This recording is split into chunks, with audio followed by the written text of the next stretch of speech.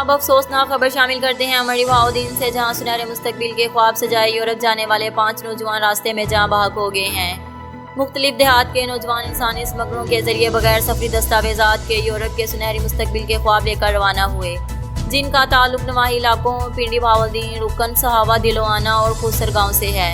इंसानी स्मगलर्स की लड़ाई के नतीजे में 3 नौजवान और मुसाफिर वैन में दम घुटने से 2 नौजवान जहाँ बहक हुए हैं। इन नौजवानों के इंसानी स्मगलर्स ने 1,80,000 से 5.5 लाख रुपए में बगैर पासपोर्ट और सफरी दस्तावेजात के यूरोप भिजवाने के लिए तैयार किया। नवाही गांव पिंडी बहाउद्दीन का रिहायशी 18 साल अब्दुल्ला और खोसर गांव का रिहायशी 19 साल अली रजा समेत 60 लड़कों को एक हाई एस वैन में भरकर तुर्की से यूनान की जानिब जा रहे थे कि दोनों नौजवान दम घुटने से जिंदगी की बाजी हार गए। वाक़े की वीडियो उर्दू न्यूज़ को मिल गई है, जिसमें दोनों नौजवानों की लाशें हाई एस वैन में पड़ी हैं। दूसरे वाक़े में यूनान से इटली जाते वक्त सुहावा का रिहायशी 17 साल सनावर, रुकन गांव का रिहायशी 12 साल आदिल शहजाद और खाई गांव का रिहायशी 23 साल नौजवान यासिर, जो कज़न है, यूनान से इटली में दाखिल होते हुए इंसानी स्मगलों के झगड़े में फायरिंग और तेज़ धार आले की जद में आकर मौके पर दम तोड़ गए। इनकी जाँ बाग होने की इत्तला मिलते ही वालिदैन गम से निढाल हैं।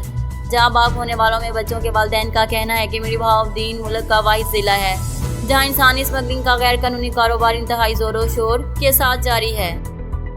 आदिल मेरा भतीजा है तो यासर भी साਡਾ करीबी रिश्तेदार है। तकरीबन 8 लाख विच फी कास्ट दे एजेंट नाल गल हुई सी, उस आख्या मैं इटली पढ़ावांगा। हमारा हुकूमत पाकिस्तान से हमारा मुतालबा है कि हम गरीब आदमी हमारी मदद फरमाई जाए।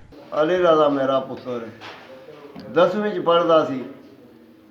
इन्हां सर उहदे नाल गल कीती है, गल करके 1.5 लाख विच गल हो गई ते गवर्नमेंट अगे अपील है जे कोई साडी मदद करो ते